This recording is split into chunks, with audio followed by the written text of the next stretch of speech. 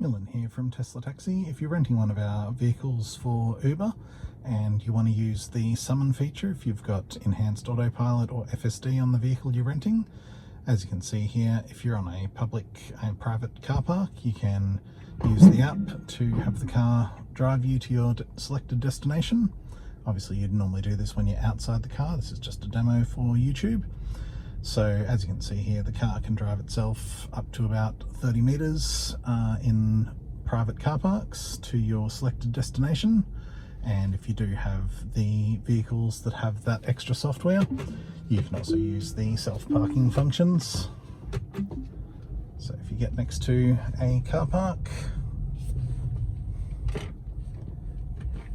and go into reverse,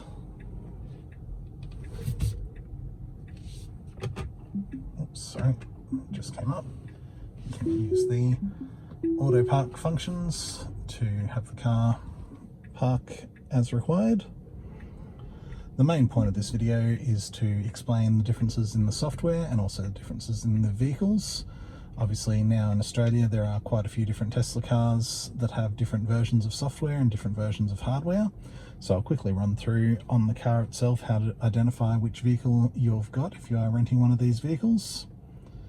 So once the car's finished parking, we can go into the menus here.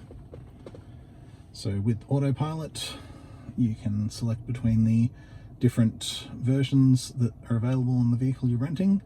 Navigate on autopilot is only available on enhanced autopilot and FSD, and the difference between enhanced autopilot and FSD is FSD can also set stop for traffic lights. Park assist, if it shows this menu here between standard and Tesla Vision. Tesla Vision disables the ultrasonic sensors around the front and the back of the car, whereas standard, of course, uses those ultrasonic sensors. So if you go into reverse and it's on standard, you'll see the centimeters displayed, whereas if you've got it just on Tesla Vision and you go into reverse, it'll show you the heat map, but it won't show you the centimeters because it only shows centimeters if you've got the ultrasonic sensors enabled. That's the difference between Hardware 3 and Hardware 4, is that Hardware 4 only has Tesla Vision, so you can't change it to standard, which is how you identify whether it's Hardware 3 or Hardware 4 vehicle. The other difference is under software with the vehicle information. You can see this is one of the newer cars that has the AMD processor, which means if we go into navigation, so say we want to navigate to our office, which is just nearby, on the systems that have the AMD processors, you can make this visualization full screen, whereas you can't do that on the older cars that only have the Intel processor, which again is under software and vehicle information. If this says Intel, then you can't stretch that to be full screen. So those are the main differences there. This button toggles between half screen and full screen also.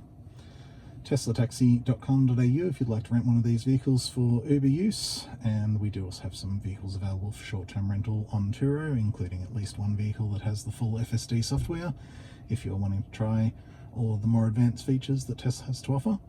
It is worth noting that subscribing to FSD in Australia is due to arrive hopefully in January of 2025, so only a couple of months away. But if you are renting one of these long-term for Uber, that's not included, so you have to pay the extra. I think it's going to be about $120 per month for enhanced autopilot and around $250 or maybe $300 a month for FSD when that is FSD supervised available in Australia. If you'd like to get more information, feel free to use one of the contact us pages on Tesla-Taxi.com.au. Thank you.